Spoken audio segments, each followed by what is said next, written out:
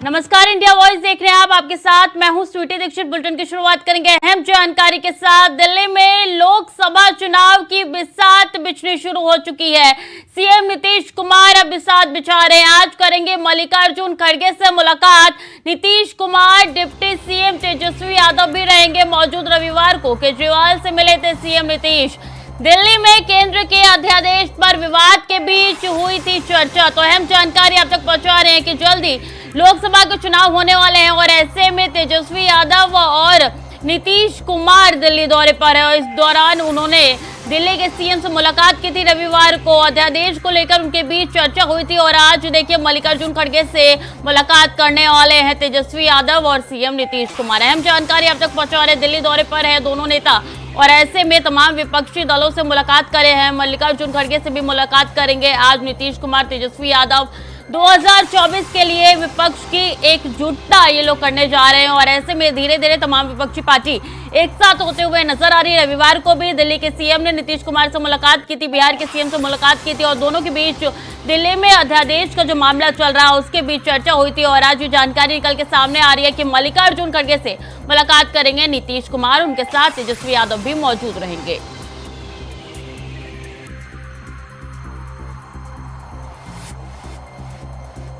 तो लोकसभा चुनाव की बिसात बिछनी अब शुरू हो चुकी है। सीएम नीतीश कुमार ये बिसात बिछा रहे हैं और ऐसे में वो कांग्रेस के अध्यक्ष से मुलाकात करेंगे। इससे पहले वो दिल्ली के सीएम से मुलाकात कर चुके रविवार को। ऐसा माना जा रहा है कि अब विपक्ष की एकजुटता होते हुए नजर आ रही है। सीएम नीतीश कुमार इसकी पहल करते हुए दिखाई दे रहे हैं।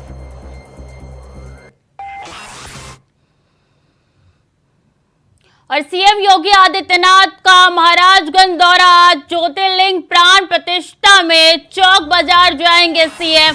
आज 11:30 बजे चौक बाजार पहुंचेंगे सीएम योगी आदित्यनाथ। गोरखनाथ मंदिर में प्रसाद ग्रहण के बाद जाएंगे सुनाड़ी देवी मंदिर। सुनाड़ी देवी मंदिर में सीएम करेंगे पूजन और दर्शन। 3.5 घंटे रहने के बाद लखनऊ प्रस्थान करेंगे सीएम योगी आदित्यनाथ। तो सीएम योगी आदित्यनाथ का महाराजगंज दौरा है। आज वो गोरखनाथ मंदिर में प्रसाद ग्रहण के बाद जाएंगे सुनाड़ी देवी मंदिर। तो बता दें कि सुनाड़ी देवी मंदिर में सीएम करेंगे पूजन और दर्शन। अहम जानकारी सीएम से जुड़ी हुई आप तक पहुंचा रहे कि सीएम योगी आदित्यनाथ का महाराजगंज दौरा है। महाराजगंज जाएंगे सीएम योगी आदित्यनाथ और वहां के मंदिर में पूजन अर्चन करेंगे। ज्योतिर्लिंग में प्राण प्रतिष्ठा जाएंगे। ज्योतिर्लिंग प्राण प्रतिष्ठा चौक बाजार जाएंगे सीएम योगी आदित्यनाथ। सुनाड़ी देवी मंदिर में जाके वो पूजन और दर्शन करेंगे। तो सीएम योगी आदित्यनाथ का महाराजगंज दौरा है।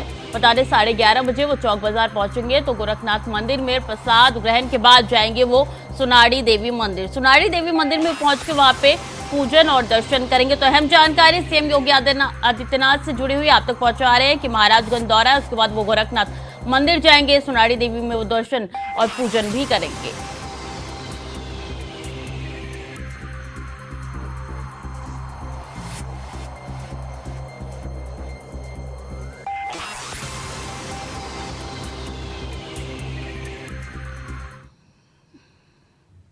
और सांसद ब्रजभूषण नार्को टेस्ट के लिए तैयार है। पॉलीग्राफी लाइव डिटेक्टर टेस्ट को तैयार है। शर्त इतनी है कि पहलवान भी कराए टेस्ट। ब्रजभूषण का कहना है कराना हो टेस्ट तो पीसी करे घोषणा। तो प्रेस कॉन्फ्रेंस कर घोषणा करे, ये ब्रजभूषण की तरफ से कहना है। और इसी के साथ उन्होंने कहा है कि सांसद ने फेसबुक पर ये विचार साझा किया है।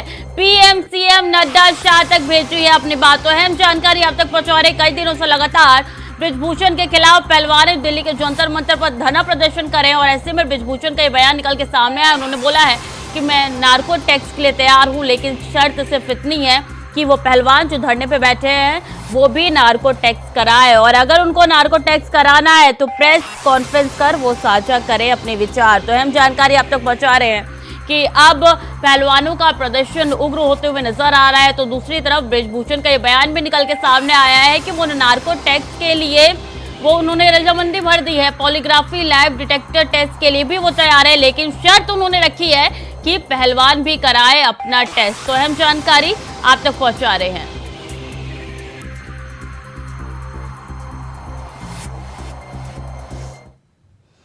गोरखपुर में मानसी हॉस्पिटल संचालक डॉक्टर पंकज दीक्षित पर जानलेवा हमला किया गया। Doctor L.B.. गुप्ता ने सुबह 10:30 बजे अपने कुछ बदमाश साथियों के साथ आकर हॉस्पिटल में तोड़फोड़ की और मरीजों के साथ मारपीट करते हुए डॉक्टर को जान से मारने की धमकी भी दी। मामले की जानकारी थाना कैंट में देने के बावजूद भी मामला दर्ज नहीं किया गया।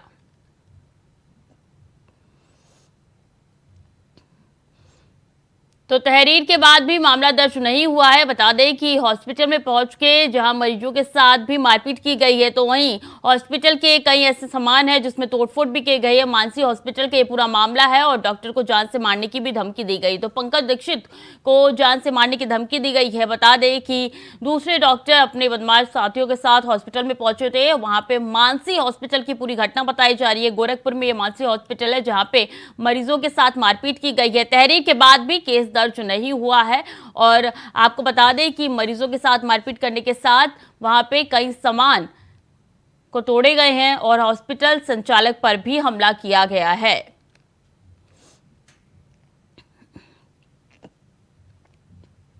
और सीएम योगी के गोरखपुर दौरे का आज चौथा दिन है। सीएम योगी ने लगाया जनता दर्शन। दूर दूर से फरियाद लेकर आए फरियादी।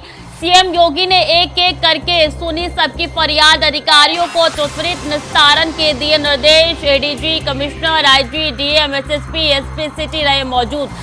गोरखनाथ मंदिर में लगा है जनता दर्शन। तो ये पहली बार नहीं है जब सीएम योगी आदित्यनाथ ने जनता दर्शन लगाया है गोरखनाथ मंदिर में। इससे पहले भी उनकी तरफ से जनता दर्शन लगाए गए थे और तमाम दूर दूर से फरियादी आके उनको अपनी फरियाद सुना रहे। तो इसी के साथ सीएम योगी आदित्यनाथ ने अधिकारियों को त्वरित निस्तारण के निर्देश दिए हैं। तो अहम जानकारी आप तक पहुंचा रहे हैं। बता दें कि इनके साथ ADG, commissioner, IG, DM, SSP, SP city भी मौजूद रहे। तो सीएम योगी आदित्यनाथ के साथ जनता दरबार में ADG, commissioner, IG, DM, SSP, SP city मौजूद रहे। तो गोरखनाथ मंदिर में ये जनता दर्शन लगा है। सीएम योगी आदित्यनाथ ने फरियाद सुनी है और क्या उनकी परेशानी है, क्या उनके ऊपर मुसीबतें हैं, तमाम जानकारी सीएम योगी आदित्यनाथ ने जनता से ली और इसके साथ उन्होंने तमाम अधिकारियों को त्वरित निस्तारण के निर्देश भी दिए हैं।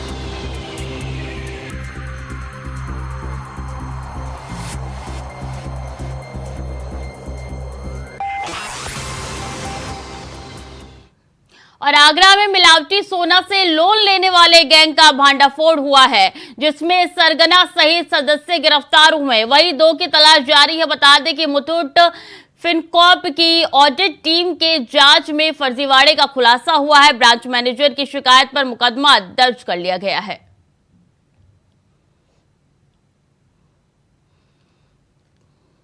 तो मैनेजर की शिकायत पर मुकदमा दर्ज हो चुका है। फर्जी लोन का भांडाफोड़ हुआ है। इसमें जितने लोग थे पुलिस के गिरफ्त में है। अब सबके सब बता दें मुथूट फाइनेंस से जुड़ा हुआ ये पूरा मामला है और सरगना समेत 4 लोगों को पुलिस ने गिरफ्तार किया है। बड़ा भांडाफोड़ माना जा रहा है। आगरा की पूरी घटना है जहां पे मुथूट फिनकॉर्प ऑडिट टीम की जांच में बड़ा खुलासा हुआ। उसके बाद से सरगना समेत 4 लोग पुलिस की हिरासत में हैं। मैनेजर की शिकायत पर यह मुकदमा दर्ज हुआ था और इसके बाद से पुलिस ने कार्रवाई करते हुए इन गैंग के सभी लोगों को गिरफ्तार कर लिया है। इनके सरगना को भी पुलिस ने अपने हिरासत में ले लिया है। तो जांच के बाद पुलिस ने लोगों को गिरफ्तार कर लिया है। इसके साथ मैनेजर ने शिकायत की थी। मुथूट फिनकॉर्प ऑडिट टीम की जांच में पूरा खुलासा हुआ है। मैनेजर ने शिकायत की थी, उसके बाद से कार्रवाई की गई पुलिस के द्वारा।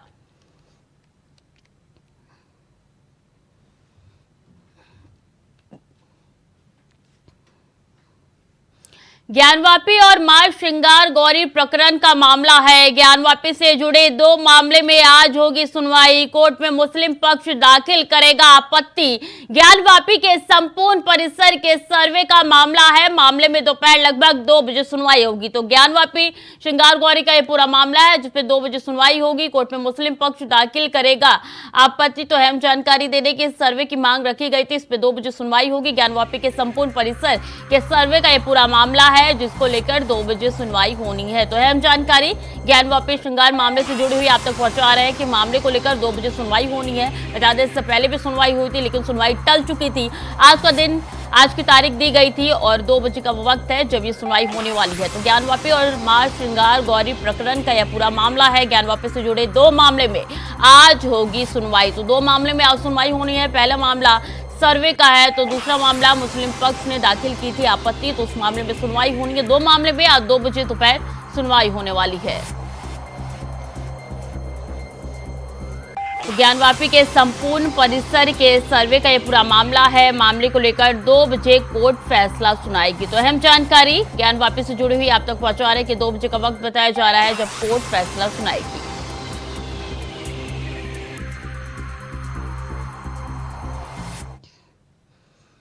तो वहीं बीएसपी की बूथ कमेटियों में होगा बदलाव। बीएसपी सुप्रीमो मायावती ने तैयारियों के दिए निर्देश। लोकसभा चुनाव की तैयारियों में जुड़ने के लिए दिए हैं निर्देश। बूथ सक्रिय करने के साथ कमेटियों में बदलाव के निर्देश दिए गए हैं। तो बीएसपी सुप्रीमो मायावती ने तैयारियों को लेकर निर्देश दिए हैं। इसी के साथ लोकसभा चुनाव की तैयारियों में जुड़ने के लिए निर्देश दिए गए हैं। बूथ सक्रिय करने के साथ कमेटियों में बदलाव के निर्देश दिए गए हैं। पार्टी सिपहल सालारों की नई टीम तैयार करने पर जोर दी गई है।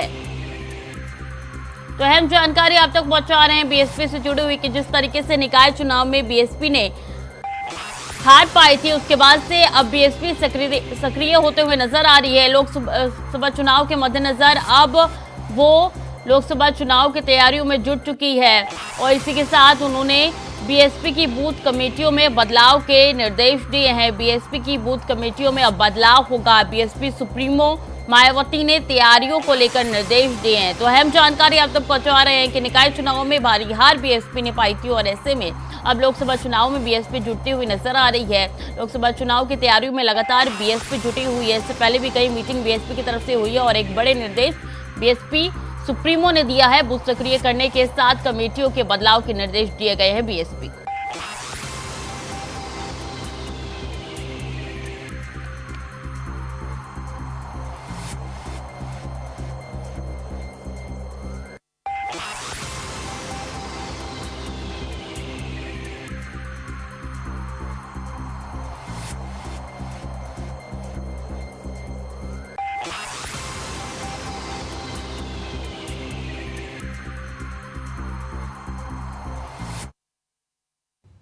और मध्य प्रदेश के श्यामगढ़ में बागेश्वर धाम धीरेन्द्र शास्त्री की कथा को लेकर भव्य आयोजन होने जा रहा है।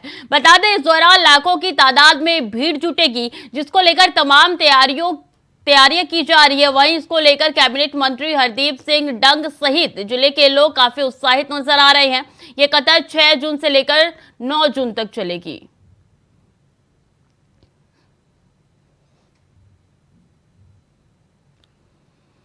तो धीरेन्द्र शास्त्री के कथा का आयोजन होने जा रहा है। 6 से 9 जून तक ये पूरा कार्यक्रम होने जा रहा है। श्यामगढ़ में होगा और भव्य आयोजन की तैयारी में तमाम लोग जुट चुके हैं। अभी से प्लानिंग की जा रही है कि किस तरीके से कथा होगी, जितने लोग आएंगे उनको किस तरीके से संभाला जाएगा, उनको दिक्कतों का सामना ना करना पड़े, इसका भी खासा ध्यान रखा जाएगा। और इसलिए मीटिंग भी हो रही है। तो 6 जून से लेकर 9 जून तक ये कथा चलने वाला है। इसका आयोजन किया जा रहा है। धीरेन्द्र शास्त्री के कथा का आयोजन की तैयारियां शुरू हो चुकी है। 6 जून से 9 जून तक यानी कि 3 दिन तक ये पूरा कार्यक्रम चलेगा, कथा चलेगी। तो लाखों की तादाद में यहाँ पे श्रद्धालु आएंगे और ऐसे में तमाम तैयारियों की शुरुआत हो चुकी है। 6 जून से इसकी शुरुआत होने जा रही है। इसको लेकर अभी से ही तैयारियां की जा रही है।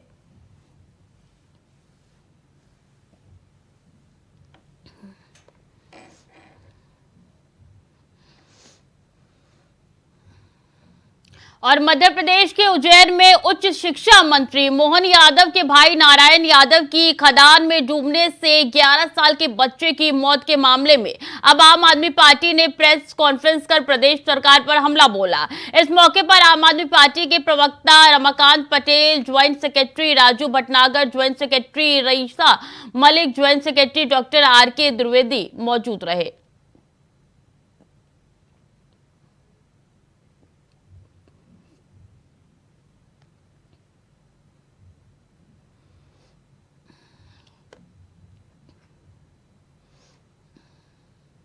और छतरपुर के बमीठा थाना क्षेत्र में एक 16 साल के लड़के की तालाब में डूबने से मौत हो गई है। खबर मिलते ही गांव के लोग दौड़कर आए और तालाब में कूदकर शव को बाहर निकाला। मौके पर पहुंची पुलिस ने शव को पोस्टमार्टम के लिए भेज दिया है। वहीं इस घटना से गांव में मातम पसरा हुआ है।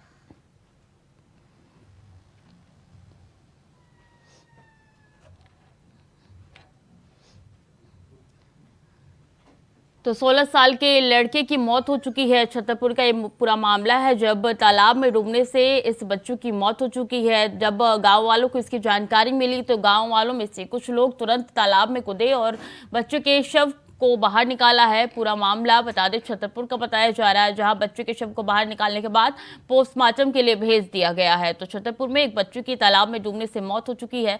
16 साल की उम्र बताई जा रही है बच्चों की, जो खेलते खेलते इस तालाब में डूब गया और उसकी मौत हो चुकी है। गाँव वालों द्वारा शव को बाहर निकाला गया है और शव को पोस्टमार्टम के लिए भी भेज दिया गया है।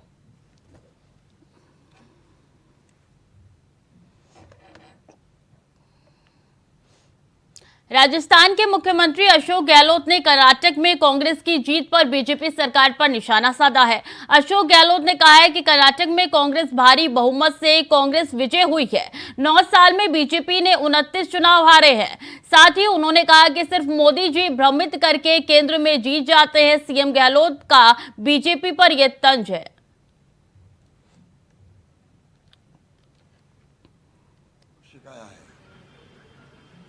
सबक सिखाना मैं इसलिए कह रहा हूँ कि भारी बहुमत से कांग्रेस की विजय हुई है। एक तरफा लोगों ने मैसेज दिया बीजेपी को कि आपका अहम घमंड जो है उसकी सीमा आ चुकी है। उसी रूप में आप देखेंगे आने वाले वक्त के अंदर राजस्थान, मध्य प्रदेश, छत्तीसगढ़ जहाँ चुनाव होंगे वहाँ पर कांग्रेस का झंडा बुलंद रहेगा। और वैसे ही बीजेपी वाले घमंड तो करते हैं। 9 साल में 29 जगह चुनाव हारे हैं लोग, 29 राज्यों में चुनाव हारे हैं। खाली मोदी जी जीत जाते हैं केंद्र में, जो मैंने कहा भ्रमित करके, वो अलग बात है। सवाल लड़ाई विचारधारा की है। आज ही हम कहना चाहेंगे नौजवानों को भी, जिसके लिए राजीव गांधी जी ने 18 साल के आयु को मतदान का अधिकार उन्होंने दिया था। ये सोच समझ के बहुत विरोध किया हमारी पार्टी के अंदर उस वक्त में कि तमाम नौजवान हमेशा खिलाफ रहते सरकार के। वर्किंग कमेटी में बहस हुई तब भी उन्होंने कहा नहीं, 18 साल के नौजवान को देश की तकदीर का फैसला करने का अधिकार है। उन्होंने फुट डाउन किया और अधिकार दिया। आज इसलिए देश के युवाओं के अंदर आक्रोश नहीं है। आक्रोश इस बात का कि महंगाई है, बेरोजगारी है और केंद्र सरकार कुछ नहीं कर रही है, आक्रोश है। पर कम से कम तसल्ली है कि हम सरकार बदल सकते हैं। और मधुमक्खी दिवस और विराट किसान सम्मेलन का भव्य आयोजन किया गया है, जिसमें इलाके के तमाम लोगों ने हिस्सा लिया। एक मंत्रियों का कहना है कि इससे किसानों को काफी फायदा होगा। देखिए हमारी स्पेशल रिपोर्ट।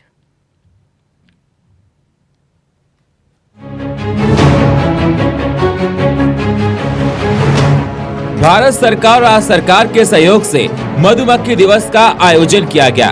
इस 3 दिवसीय कार्यक्रम में कृषि प्रदर्शनी, मधुमक्खी मत्स्य दूध प्रदर्शनी लगाई गई। वही राष्ट्रीय बैल जोड़ी दौड़ प्रतियोगिता का भी कार्यक्रम में आयोजन किया गया। बैल दौड़ प्रतियोगिता में मध्य प्रदेश के कृषि मंत्री कमल पटेल ने हरी झंडी दिखाकर दौड़ प्रारंभ की। प्रतियोगिता में प्रथम स्थान पर आई बैल जोड़ी को 47 हॉर्स पावर ट्रैक्टर, द्वितीय पुरस्कार में 43 हॉर्स पावर ट्रैक्टर और तृतीय पुरस्कार में 38 हॉर्स पावर का ट्रैक्टर दिया गया। साथ ही चतुर्थ श्रेणी में मोटरसाइकिल पुरस्कार दी गई। किसानों को हॉर्टिकल्चर, एग्रीकल्चर, कुटीर उद्योग, खेती, किसानों से जुड़े नए आयाम से जोड़ने की जानकारी के लिए प्रदर्शनी भी लगाई गई। साथ ही कृषि उद्योग से संबंधित तमाम अधिकारी इस कार्यक्रम में मौजूद रहे। कार्यक्रम में शामिल होने पहुंचे केंद्रीय कृषि मंत्री नरेंद्र सिंह तोमर ने प्रदेश वासियों को मधुमक्खी दिवस की शुभकामनाएं देते हुए कहा कि केंद्र सरकार राज्य सरकार के साथ किसी एक राज्य में हर वर्ष ये आयोजन करती है। इस वर्ष मध्य प्रदेश के बालाघाट में कार्यक्रम आयोजित किया गया, जहां प्रदर्शनी और प्रशिक्षण केंद्र भी लगाए गए। ये FBO भी आए हैं। ये मधुमक्खी का उत्पाद करने वाले किसान भी आए हैं। मधुमक्खी पालन से किसानों की आय भी बढ़ेगी और रोजगार के अवसर भी आगे बढ़ेंगे। इस दिन हम सब लोग एक कार्यक्रम किसी न किसी राज्य में करते हैं। आज ये कार्यक्रम बालाघाट में है। यहाँ पर एग्जीबिशन भी है, ट्रेनिंग भी है। यहाँ FBO भी आए हैं, प्रोसेस करने वाले लोग भी आए हैं और मधुमक्खी के किसान भी उपस्थित हैं। इस अवसर पर मैं सभी मधुमक्खी पालकों को अपनी ओर से बहुत बहुत बधाई देता हूँ, बहुत बहुत शुभकामनाएं। कार्यक्रम के आयोजक राज्य पिछड़ा वर्ग आयोग के अध्यक्ष गौरीशंकर बिसेन ने कहा, प्रधानमंत्री नरेंद्र मोदी ने राष्ट्र में कृषि परंपरागत खेत से हटाकर विशेष क्षेत्र मधुमक्खी पालन, झींगा पालन, चिरौंजी, चावल जैविक और प्राकृतिक खेती, दलहन, तिलहन, ड्राई फ्रूट, मोटा अनाज, खाद इस पर संकल्प केंद्रित किया है। प्रधानमंत्री ने किसान सम्मान निधि जैसी महत्वाकांक्षी योजनाओं का लाभ देकर किसानों को आत्मनिर्भर बनाया है, बल्कि एक्सपोर्ट करने वाले दर्शकों की श्रेणी में खड़ा कर दिया। ट्राइबल क्षेत्र है बालाघाट अनुसूचित जाति की उप जाति मधुमक्खी का शहद बेचने का काम करती। आज बालाघाट में मधुमक्खी दिवस और किसान सम्मेलन का आयोजन किया। केंद्रीय कृषि मंत्री ने आज केंद्रीय कृषि मंत्री नरेंद्र सिंह तोमर जी ने प्रस्ताव पास नहीं होता तो आज हमें ये सौभाग्य प्राप्त नहीं होता। बैलजोड़ी प्रतियोगिता राष्ट्रीय 4-5 राज्यों के बैलजोड़ी में इंटरेस्ट रखते किसान आए। हमने अब जैसा किया कि 3 तो ट्रैक्टर रखा, पहला, दूसरा, तीसरा, 22 मोटरसाइकिल रखी, 50 लाख का इनाम है। वो समिति की ओर से, शासन की ओर से नहीं। ठीक है, ये हमने इस जमीन का, इस परिसर का उपयोग किया है, जो हमारे लिए बहुत अच्छा साफ सुथरा परिसर है। राजा भोज कृषि महाविद्यालय का लोकार्पण हो रहा है। बीजेपी जिला महामंत्री बालाघाट मौसम बिसेन ने प्रदेश में इसे बड़ी पहल बताते हुए कहा कि भारत कृषि प्रधान देश है। हमारे देश का अर्थव्यवस्था का बड़ा हिस्सा खेती से आता है। इसी कड़ी में जब हम बात करते हैं तो बालाघाट में कृषि ही मुख्य किसानों की आय का स्रोत है। प्रधानमंत्री नरेंद्र मोदी का जो लक्ष्य किसानों की आय दुगनी करने का है, वह पारंपरिक खेती से ही संभव है। इसके अनेक प्रयास प्रधानमंत्री नरेंद्र मोदी और उनके सहयोगियों के साथ किए जा रहे हैं। हमारे क्षेत्र में आम की खेती अच्छी होती है। हमारे चिनौरा राइस की जीआई ट्रैकिंग मिली है। मधुमक्खी दिवस में केंद्रीय मंत्री के साथ तमाम दिग्गज भी शामिल हुए। अब देखना होगा इस दिवस से वहां की आवाम को क्या फायदा होता है, क्या नुकसान होता है, क्या उनके रोजगार के अवसर इस प्रकार से बढ़ेंगे, एक सवाल बना हुआ है। Rajesh R, Balaghat, India voice. और जम्मू कश्मीर के श्रीनगर में G20 की बैठक आज होनी है। श्रीनगर में होगी G20 की टूरिज्म वर्किंग ग्रुप समिट। शेर कश्मीर कन्वेंशन सेंटर में होगी ये बैठक। G20 को लेकर जम्मू कश्मीर में सुरक्षा सख्त हो चुकी है। मरीन कमांडो से लेकर NSG तक की तैनाती कर दी गई है। तो G20 की बैठक होने जा रही है। श्रीनगर में होगी G20 tourism working group summit की बैठक।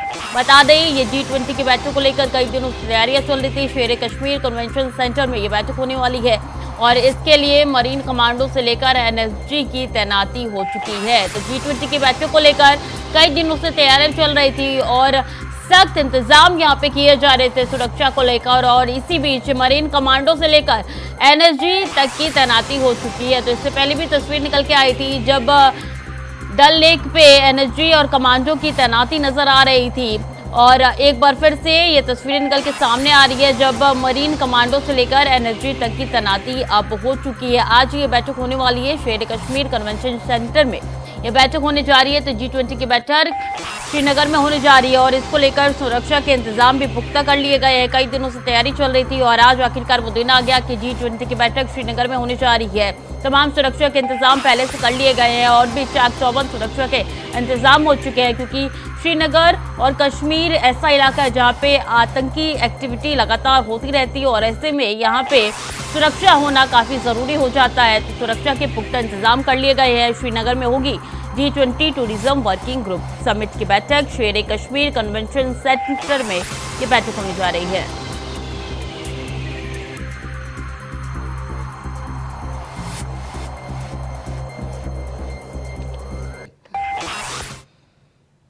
तो फिलहाल के लिए बुलेटिन में इतना ही। खबरें लगातार जारी है, देखते रहिए इंडिया वॉइस।